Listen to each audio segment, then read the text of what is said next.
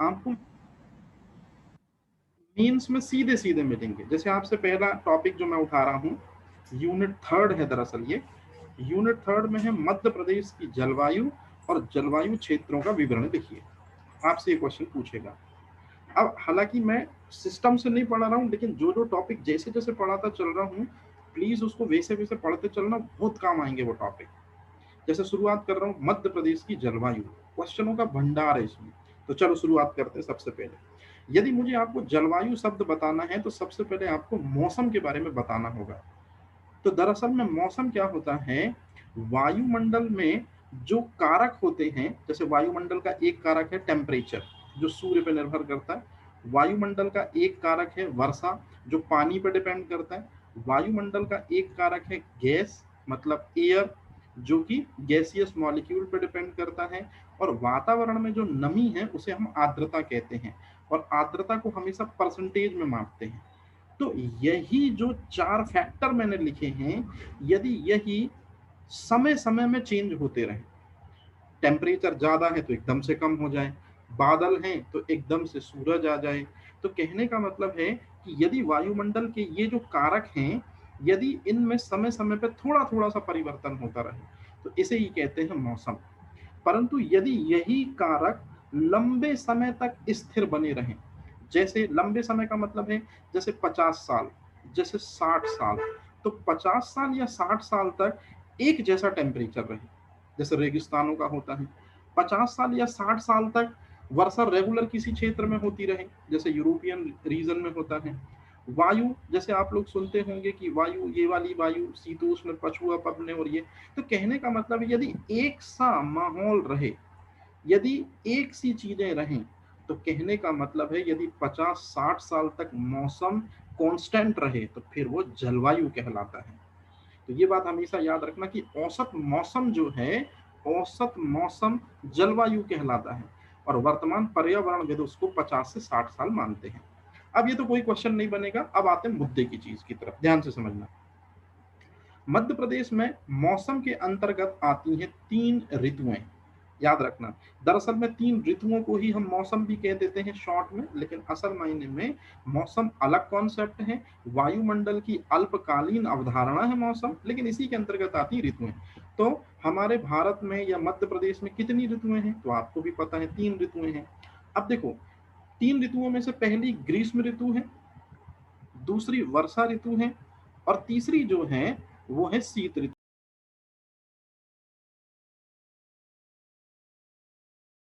ग्रीष्म ऋतु जो है उसको एमपी में यूनाला कहते हैं, पहला क्वेश्चन। दूसरा क्वेश्चन, ग्रीष्म ऋतु कब से कब तक चलती है, ध्यान रखना, डाटा फिक्स चाहिए है एमपीपीएससी को। ये है डाटा, मार्च से जून तक। अब आता मोस्ट इंपॉर्टेंट क्वेश्चन, यदि हम ग्रीष्म ऋतु की बात करते हैं तो आप बताइए, ग्रीष्म ऋतु में गर्मी होती है, सबको पता है। तो मध्य प्रदेश में सबसे ज्यादा तापमान किस महीने में दर्ज किया जाता है, या मध्य प्रदेश में सबसे ज्यादा गर्मी कब पड़ती है, मई के महीने में। ये सब क्वेश्चन में बोलता चल रहा हूँ। अब अगर मैं आपसे पूछूं कि मध्य प्रदेश में सबसे ज्यादा तापमान कहाँ पाया जाता है, तो मध्य प्रदेश में सबसे ज्यादा तापमान जो है वो विदिशा में पड़ता है। और विदिशा जो है उसमें एक जगह है, तहसील है, जिसका नाम है गंज बसौदा। उसका टेम्परेचर 1995 में 48.9 डिग्री जो रिकॉर्ड किया है, दिस इज मैक्सिमम टेम्परेचर अभी तक का। तो यदि मैं आपसे पूछूं कि भैया मध्य प्रदेश में सबसे गर्म स्थान कौन सा है, तो आपको कहना है विदिशा जिला। और विदिशा जिले की दरअसल एक तहसील है जिसका नाम है गंज बसौदा। तो ये चीज आपको ध्यान रखनी है। ये है दरअसल में, ये है विदिशा। अब ध्यान रखना, यदि मैं आपसे पूछूं कि ये विदिशा जो है ये गर्म क्यों है, तो यदि आपने पढ़ा होगा कि दरअसल में मध्य प्रदेश के बिल्कुल ठीक बीचों बीच से एक रेखा गुजरती है जिसका नाम है कर्क रेखा। कर्क रेखा मध्य प्रदेश के 14 जिलों से होकर गुजरती है, जिसमें से विदिशा भी एक है। इसी वजह से, मतलब इसी कर्क रेखा के कारण दरअसल में ये विदिशा का टेम्परेचर जो है हाई है। अब क्यों, इसके बारे में मैं आगे बताता हूँ। अगर मैंने आपको मध्य प्रदेश में सबसे ज्यादा तापमान कहाँ पाया जाता है ये बता दिया है, तो आपको फिर ये भी मुझे बताना पड़ेगा कि सबसे कम तापमान कहाँ पाया जाता है। तो शिवपुरी में पाया जाता है। अब यहाँ मैंने टेम्परेचर नहीं लिखा, कई बार -1, -5, -7 पहुंच जाता है टेम्परेचर। तो बस आपसे पूछा जाएगा कि मैक्सिमम टेम्परेचर का और मिनिमम टेम्परेचर।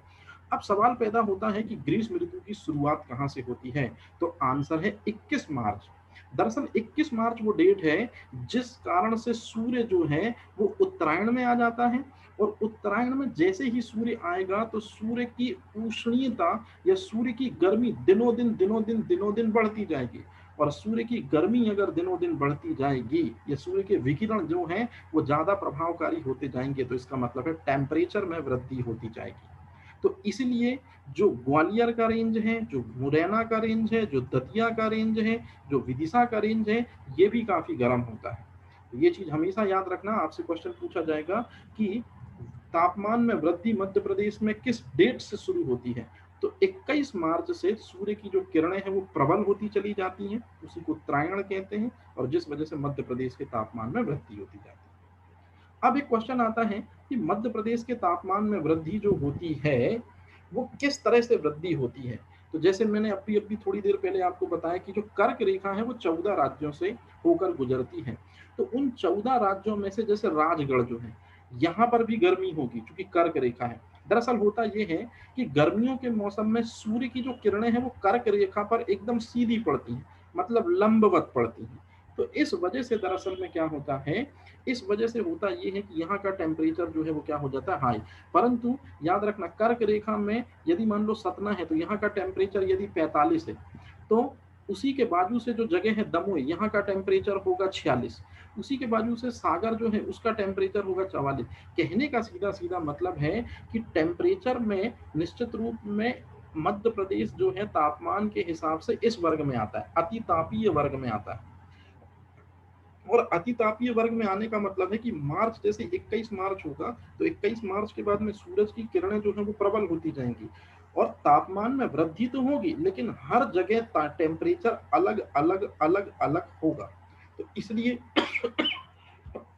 आपसे यदि क्वेश्चन पूछा जाए कि तापक्रम के आधार पर मध्य प्रदेश कैसा है, तो आंसर है अति तापीय है, मतलब तापमान ज्यादा है यहाँ का। परंतु तापमान का जो वितरण है वो असमान है। क्योंकि तापमान का वितरण असमान क्यों है? क्योंकि जो किरणें हैं वो कहीं कम और कहीं ज्यादा हो जाती हैं इस वजह से। तो याद रखना, ये पूरे के पूरे क्वेश्चन जो ग्रीष्म ऋतु से बने ये मैंने आपके सामने रख दिए। अब चलते हैं अपन बरसात की तरफ।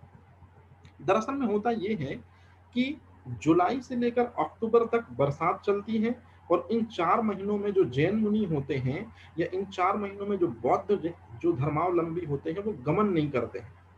इस वजह से इसको चौमासा भी नाम दिया है। तो दरअसल ये जैन कल्चर और बौद्ध कल्चर से मिलाकर बना हुआ ये वर्ड है। अब ध्यान से सुनना, बहुत इंपॉर्टेंट। जैसे मैं आपसे पूछूं कि मध्य प्रदेश के वो कौन से दक्षिणी जिले हैं जहां पर वर्षा ज्यादा होती है, तो याद रखना ये जो जगह है, जैसे आप अगर देखेंगे तो छिंदवाड़ा, ये जो छिंदवाड़ा है, साथ ही साथ में बालाघाट है, और साथ ही साथ में मंडला, तो ये दक्षिणी भाग होगा। तो ये जो दक्षिणी जिले हैं मध्य प्रदेश के, यहाँ पर सबसे ज्यादा वर्षा होती है। तो यदि आपसे पूछा जाए कि निम्नलिखित में से कौन से दक्षिणी जिले हैं जहाँ वर्षा ज्यादा होती है, तो ये आप ध्यान रखें। लेकिन यदि पूछा जाए कि इसके ठीक ऊपर जो उत्तर में जिले हैं, जैसे एक हो गया भिंड, एक हो गया मुरैना, और एक हो गया आपका ग्वालियर, तो ये 3 ऐसी जगह हैं उत्तर में मध्य प्रदेश के जहां पर वर्षा सबसे कम होती है। तो आजकल इस तरह के क्वेश्चन आपसे पूछे जाते हैं कि मध्य प्रदेश के वो दक्षिणी जिले बताइए जहां वर्षा सबसे ज्यादा होती है, मध्य प्रदेश के वो उत्तरी जिले बताइए जहां पर वर्षा जो है वो सबसे कम होती है। तो ध्यान रखना, दरअसल में ये चीज एकदम क्लियर। अब आते हैं मोस्ट इंपॉर्टेंट चीज। अगर मैं आपसे पूछूं कि मध्य प्रदेश में सबसे ज्यादा वर्षा जो है वो किस भाग में होती है, पूर्वी भाग में, कितना तक वर्षा का औसत चला जाता है, मोस्ट इंपॉर्टेंट 140 सेंटीमीटर। और वहीं जो सबसे कम वर्षा होती है वो पश्चिम में होती है, औसत अपन मान लेते हैं 75। तो ये भी क्वेश्चन है 140 और ये भी क्वेश्चन है 140। अब फाइनल कंक्लूजन की बात कि मेरे को उत्तर दक्षिण पूरब पश्चिम नहीं, मेरे को तो अब फाइनल बताओ कि मध्य प्रदेश में सबसे ज्यादा वर्षा कहाँ होती है। तो आंसर है मध्य प्रदेश में सबसे ज्यादा वर्षा जो होती है वो पचमढ़ी, और पचमढ़ी का सीधा सीधा सा मतलब है ये आपका होशंगाबाद, और होशंगाबाद में दरअसल में महादेव पहाड़ी। तो ये तीनों वर्ड इंपॉर्टेंट है कि सबसे ज्यादा वर्षा कहाँ होती है, तो होशंगाबाद। यदि मैं पूछूं अगर होशंगाबाद ना हो तो पचमढ़ी, और पचमढ़ी यदि ना हो तो महादेव पहाड़ी। अब आप जरा वर्षा का स्तर देख लो कितना होता है, 199 सेंटीमीटर, ये खुद एक क्वेश्चन। जबकि पूर्वी भाग में औसत 140 होती है, लेकिन यदि मैं पचमढ़ी की बात करूं तो यहाँ वर्षा का रेंज जो है वो 144 199 सेंटीमीटर है। कई किताबों में इसको 200 सेंटीमीटर भी लिखा है, तो ये याद रखना। लेकिन यदि मैं पूछूं कि सबसे कम वर्षा कहाँ होती है, तो आंसर है सबसे कम वर्षा होती है भिंड में। और भिंड की एक जगह है जिसका नाम है गोहद, और गोहद में दरअसल में 55 सेंटीमीटर अभी तक वर्षा रिकॉर्ड की गई। तो ये वो क्वेश्चन है, इसमें आप इनमें कंफ्यूज मत होना। वो खुद ही क्वेश्चन आपसे पूछेगा कि मध्य प्रदेश के दक्षिणी वे जिले बताइए जहां वर्षा का स्तर सबसे ज्यादा है, मध्य प्रदेश के उत्तरी वे जिले बताइए जहां वर्षा का स्तर सबसे कम है। ये क्वेश्चन ही खुद देगा। लेकिन यदि पूछा जाए कि मध्य प्रदेश में सबसे ज्यादा वर्षा कहाँ होती है, तो आंसर है पचमढ़ी में।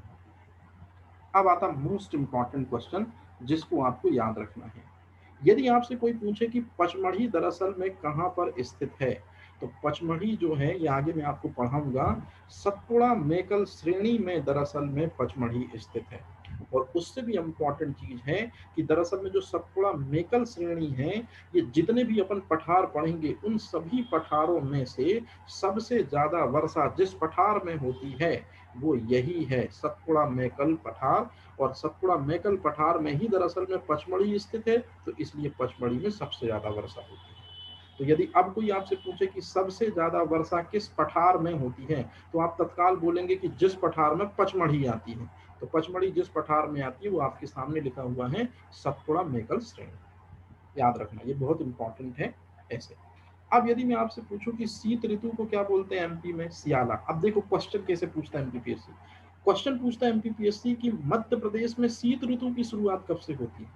सोचो, ये क्वेश्चन पूछा है और ये एसआई में आया क्वेश्चन है, तो इसका मतलब है कि अब किंतु परंतु या एग्जैक्ट डाटा चाहिए हमको, तो नवंबर और फरवरी, इसलिए ये चीज भी याद रखना पड़ेगी।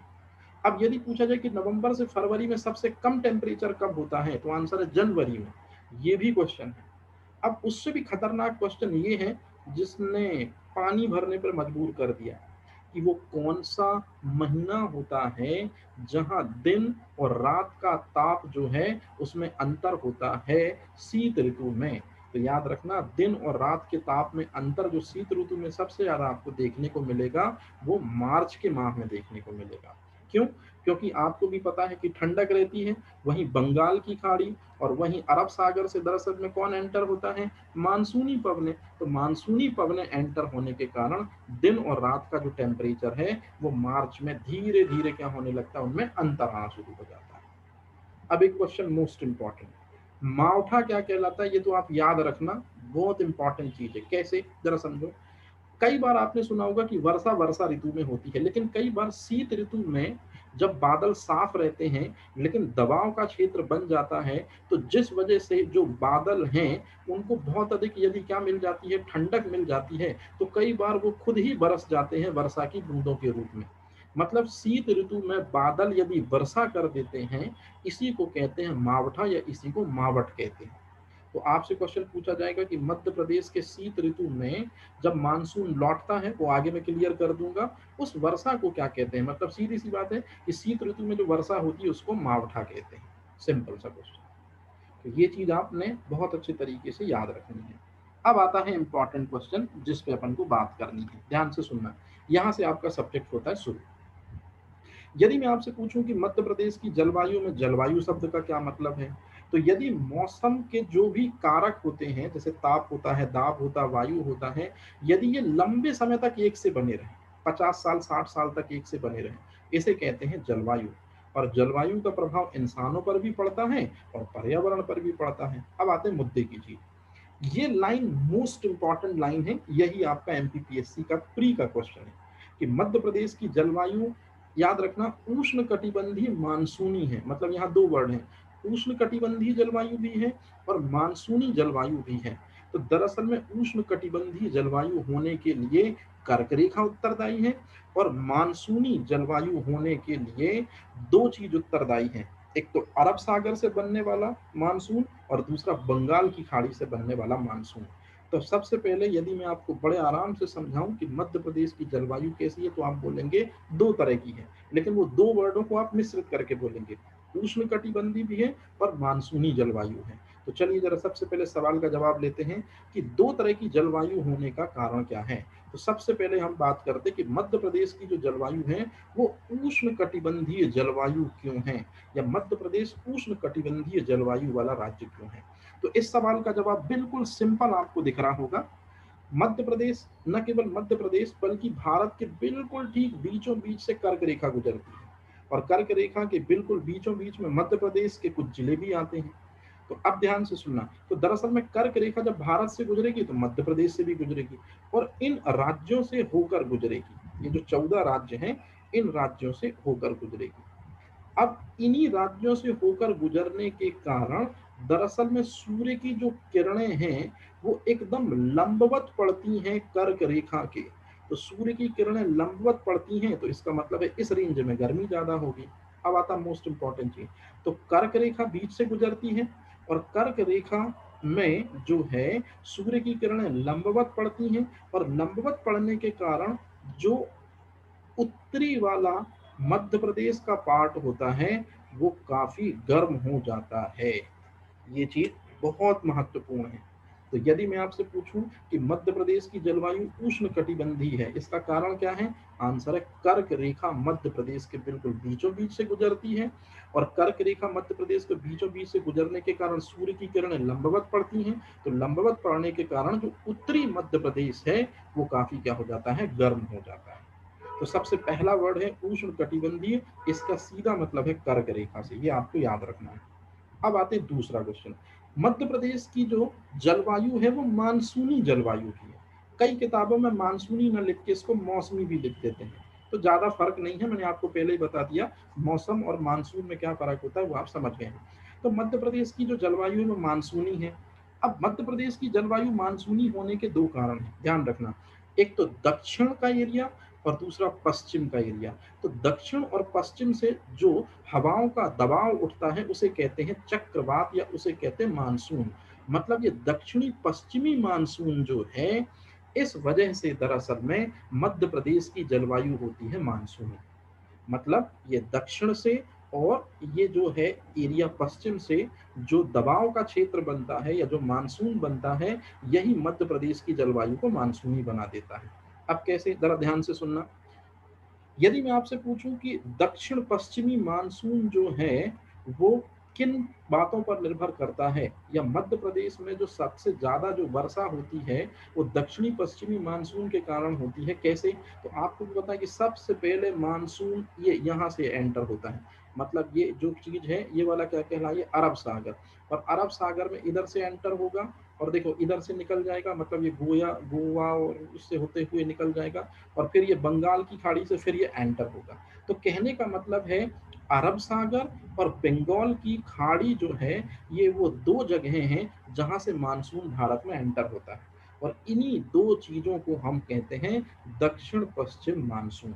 मतलब यदि मैं आपसे बोलूं कि दक्षिण पश्चिम मानसून के दो सबसे प्रमुख घटक कौन से हैं, तो सबसे पहला है अरब सागर, क्योंकि मानसून यहीं से एंटर होता है, और दूसरा है बंगाल की खाड़ी, इधर से ये।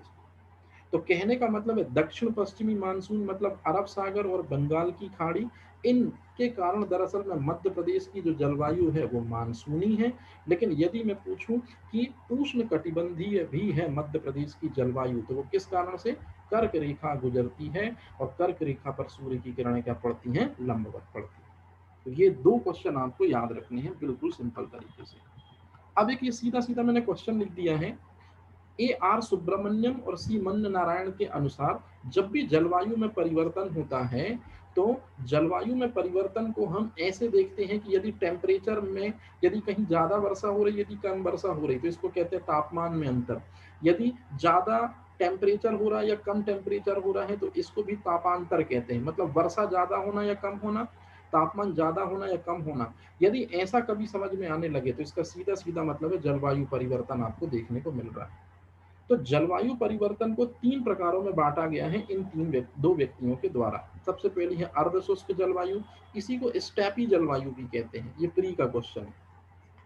दूसरा है गर्म शीतोष्ण जलवायु और तीसरा है उष्ण कटिबंधीय और शुष्क जलवायु। इनमें से कभी ये चीज नहीं पूछी जाएंगी, केवल एक ये क्वेश्चन पूछा जाता है।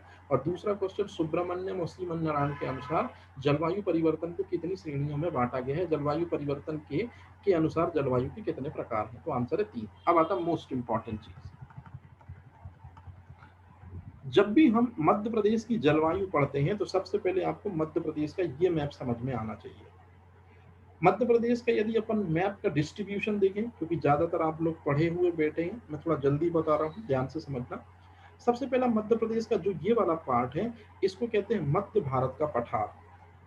जो ये वाला पार्ट है इसको कहते हैं बुंदेलखंड का पठार। और बुंदेलखंड का पठार ये वाला तो है ही है, साथ में ये भी बुंदेलखंड का पठार है। ये जो है ये बुंदेलखंड का पठार है। और जो ये जो है मध्य भारत का पठार, ये यहाँ तक तो है, साथ ही साथ ये जो रेंज दिख रही है आपको, ये मध्य भारत का ये पठार है। और साथ ही साथ में जो ये वाला पोर्शन दिख रहा होगा ये है रीवा पन्ना का पठार, ये मालवा प्लेटू या मालवा रीजन है। और अब आता है सबसे इंपॉर्टेंट चीज कि मालवा और सतपुड़ा, ये सतपुड़ा का रेंज हो गया, तो सतपुड़ा और मालवा के बीच में नर्मदा घाटी, ये इस तरह से। और लास्ट में ये है बघेलखंड का पठार। अब ध्यान से सुनना, यदि मैं आपसे पूछूं कि मध्य प्रदेश को पठारों के हिसाब से इस तरह से डिवाइड किया गया है, इनमें हमको हर एक पठार की और हर एक क्षेत्र की जलवायु को अलग अलग पढ़ना है। आपसे क्वेश्चन पूछा जाएगा उत्तर भारत के उत्तर मध्य प्रदेश के मैदान की जलवायु कैसी होगी, सतपुड़ा पर्वतीय क्षेत्र की जलवायु कैसी होगी, मालवा के पठार की जलवायु कैसी होगी, नर्मदा क्षेत्र की जलवायु कैसी होगी, और बघेलखंड क्षेत्र की जलवायु कैसी होगी। तो शुरुआत करते हैं सबसे पहले उत्तरी मध्य प्रदेश का मैदानी क्षेत्र। तो याद रखना, उत्तरी मध्य प्रदेश का मैदानी क्षेत्र 3 चीजों से मिलकर बनता है। सबसे पहला मध्य भारत का पठार, ये वाला, दूसरा बुंदेलखंड का पठार, और तीसरा रीवा पन्ना का पठार। ये 3 चीजों को, मतलब मध्य भारत का पठार ये वाली चीज नंबर 1, दूसरा बुंदेलखंड का पठार, और तीसरा रीवा पन्ना का पठार, इन 3 को जब हम मिला देते हैं तो बनता है उत्तरी, माफी चाहता हूँ, यह भारत नहीं होना चाहिए, मध्य प्रदेश, उत्तरी मध्य प्रदेश का पठार। तो ये जो ऊपर वाला रीजन है ये उत्तरी मैदान भी कहलाता है, या उत्तरी मध्य प्रदेश का मैदान कहलाता है, जिसमें 3 चीजें आएंगी, मध्य भारत, बुंदेलखंड और रीवा पन्ना का पठार। अब आते हैं मोस्ट इंपॉर्टेंट, अगर कभी आपसे पूछा जाए कि मध्य प्रदेश के उत्तरी मैदानी क्षेत्र की जलवायु कैसी होगी, जिसमें ये 3 चीजें आती हैं, मध्य भारत का पठार, बुंदेलखंड का पठार, रीवा पन्ना का पठार, तो आपको एक वर्ड याद रखना है, ये की वर्ड है, अधिक गर्म और अधिक ठंडा। और अधिक गर्म और अधिक ठंडा का कारण क्या है, मैंने अभी थोड़ी देर पहले आपको बताया कि अप्रैल और मई के महीने में निश्चित रूप में कर्क रेखा पर सूर्य की किरणें लंबवत पड़ती हैं, और सूर्य की किरणें लंबवत पड़ेंगी तो निश्चित रूप में ये पूरा का पूरा एरिया जो है वो क्या हो जाएगा, गर्म हो जाता है। तो अब मुद्दे की चीज जो निकल कर आती है कि कभी भी आपसे कोई पूछे कि उत्तर भारत का जो मैदानी क्षेत्र है उसकी जलवायु कैसी है, तो यदि आप ये कीवर्ड याद रख लेते हैं, अधिक गर्म और अधिक ठंडा, तो आपका काम हो जाएगा। मतलब ग्रीष्म ऋतु में जो मौसम है वो अधिक गर्म रहता है उत्तरी मैदान में, मतलब उत्तरी मैदान का मतलब है कि मध्य भारत के पठार में, बुंदेलखंड के पठार में और रीवा पन्ना के पठार में। और वहीं यदि इन क्षेत्रों में सर्दी पड़ती है तो मौसम भी काफी ठंडा रहता है, मतलब अधिक गर्म और अधिक ठंडा, ये है उत्तरी भारत का मैदान। और इसी उत्तरी भारत के मैदान में ही आता है आपका ज्यादा तापमान वाला जिला, विदिशा का गंज बसौदा। तो मैं आपको पहले ही बता चुका, कर्क रेखा, सूर्य की किरणें लंबवत, टेम्परेचर ज्यादा, तो यही है दरअसल में वो कारण। अब उसके बाद ये लास्ट लाइन आप ना पढ़े तो ज्यादा बेहतर होगा। अब उसके बाद दूसरा जो आता है विंध्य पर्वतीय क्षेत्र। विंध्य पर्वतीय क्षेत्र क्या होता है, ध्यान से देख लो जरा। असल मायने में यदि ये रीवा और पन्ना का जो पठार है, यदि इसको सतपुड़ा मेकल श्रेणी के साथ में इंक्लूड कर दिया जाए, जैसे अब मैं जो बता रहा हूँ ध्यान से देखिएगा, ये वाला चित्र बहुत इंपॉर्टेंट है। जैसे ये चीज अब आपको समझ में आ रही होगी कि उत्तरी भारत का मैदान जो है उसमें 3 पार्ट आते हैं। ये वाला जो रीजन है, ये यहाँ पर जहाँ रीवा पन्ना का पठार है और यहाँ पर सतपुड़ा मैकल श्रेणी जो है, ये वाला रेंज जो है, तो यदि सतपुड़ा और रीवा पन्ना का पठार और ये बघेलखंड वाला पार्ट यदि मिला दिया जाए तो बन जाता है विंध्य का पहाड़ी क्षेत्र। तो ये चीज आप ध्यान रखना जरूर। तो जो विंध्य का पहाड़ी क्षेत्र होता है, ये वाला जो रीजन होता है विंध्य का पहाड़ी क्षेत्र, इसमें जो है जलवायु वो होती है एकदम सामान्य, मोस्ट इंपॉर्टेंट क्वेश्चन, या साधारण होती है। कहने का मतलब है, साधारण का मतलब कि ग्रीष्म ऋतु में ना तो ज्यादा गर्मी पड़ती है और शीत ऋतु में ना ज्यादा ठंडी पड़ती है। अब चूंकि जो विंध्य जो एरिया है वो पर्वतीय एरिया है, तो पर्वतीय एरिया का मतलब है कि यहाँ की जो जलवायु है वो स्वास्थ्य के लिए क्या है, काफी अच्छी है, क्योंकि पेड़ पौधे और पर्वत ज्यादा है। इसी वजह से यहाँ पचमढ़ी और अमरकंटक भी इसी रेंज में आते हैं। तो आपसे क्वेश्चन पूछा जाएगा कि विंध्य पर्वतीय क्षेत्र की जलवायु कैसी है, साधारण। दूसरा क्वेश्चन पूछा जाएगा कि पचमढ़ी और अमरकंटक किस रेंज के अंतर्गत आते हैं। आंसर है कि आपका, अब यदि आपसे पूछूं सबसे ज्यादा वर्षा कहाँ पर होती है, तो आप बोलेंगे पचमढ़ी में। और पचमढ़ी में वर्षा होने में कहीं न कहीं भूमिका सबसे ज्यादा है दक्षिणी पश्चिमी मानसून के दो घटकों की, जिसमें पहला घटक है अरब सागर, ये भी वर्षा कराता है, और दूसरा है बंगाल की खाड़ी। तो ये चीज भी आप याद रखना कि दोनों मानसूनों से दरअसल में वर्षा होती है विंध्य पर्वतीय क्षेत्र में। अब आता है मालवा का पठार। तो मालवा का जो पठार है, ये जनरली अपनी जो नर्मदा सोन घाटी जो है उसके ऊपर का रेंज है, जैसे कि आप चित्र में भी देख सकते हैं, इस चित्र में। अभी ये प्रादेशिक विभाजन में अलग से आपको पढ़ा दूंगा, उस पर परेशान मत होना।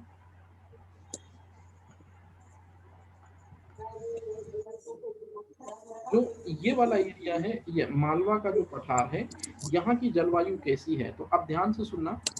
इसके बारे में तो दो तीन क्वेश्चन हैं जो शुरू से पिटे पिटाए चले आते हैं कि मालवा की जलवायु किसमें, चीनी दरअसल मालवा की जलवायु है वो समशीतोष्ण है। समशीतोष्ण का मतलब होता है कि ना तो शीत ऋतु में ज्यादा गर्मी पड़ेगी यहाँ पर, और ना, माफी चाहता हूँ, ना तो ग्रीष्म ऋतु में ज्यादा गर्मी पड़ेगी और ना तो शीत ऋतु में ज्यादा ठंडी पड़ेगी। और याद रखना, कोई पर्वतीय एरिया नहीं है। दरअसल सेम टू सेम लाइन मैंने लिखी है, कहाँ पर लिखी है, विंध्य पर्वतीय क्षेत्र के लिए। यहाँ पर भी ग्रीष्म ऋतु में न तो ज्यादा गर्मी पड़ेगी और ना ज्यादा शीत ऋतु में ठंड पड़ेगी, परंतु इस गर्मी और ठंडक का कारण यहाँ पर्वत है, याद रखना ये चीज मोस्ट इंपॉर्टेंट। जबकि मालवा में भी सेम टू सेम चीज है, लेकिन यहाँ कोई पर्वत नहीं है। तो दरअसल में इसी वजह से यहाँ की जलवायु सम जलवायु कहलाती है। और सम जलवायु होने की वजह से आपने एक नाम सुना होगा, चीनी यात्री फाहियान।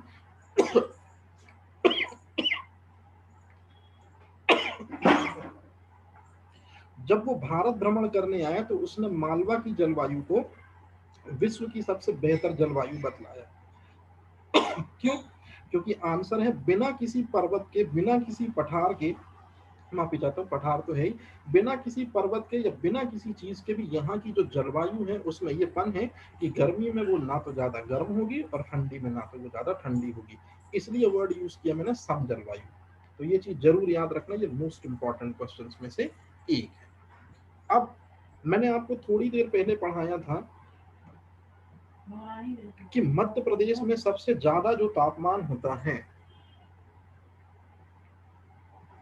कहां पर होता है, ये लाइन दरअसल में यहाँ नहीं लिखनी थी। आप मुझे बताइए कि मध्य प्रदेश में सबसे ज्यादा वर्षा कहां पर होती है। पंचमढ़ी। पचमढ़ी।